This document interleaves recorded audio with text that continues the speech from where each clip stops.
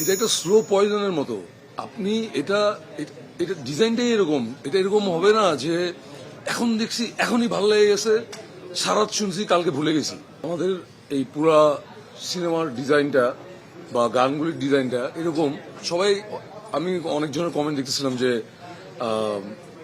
কোনো গান মুখে মুখে থাকতেছে না এরকম। জিনিসটা হচ্ছে ফ্রম দ্য ডে ওয়ান আমাদের এই ছবিটা, এই গল্পটা অ্যান্ড গানগুলি, ওভারঅল মিউজিক ডিজাইন, এটা একটা স্লো পয়জনের মতো।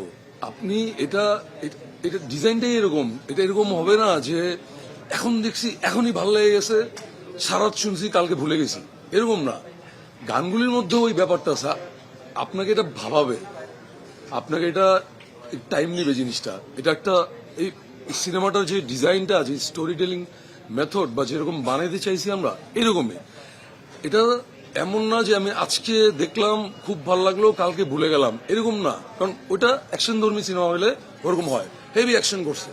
গানগুলি ইজ টোটালি একটা লাইফের ফিলোসফিক্যাল একটা জার্নি আছে, যেটা একটা গান একবার শুনলে সাথে সাথে ওটা ঢুকবে না, কিন্তু আপনাকে এটা রিথিঙ্ক করাবে, তা বাবা আসবে। সিনেমার গল্পটাও এরকম। এটা টাইম লাগবে, একটু টাইম দেন, এটা লম্বা চলবে।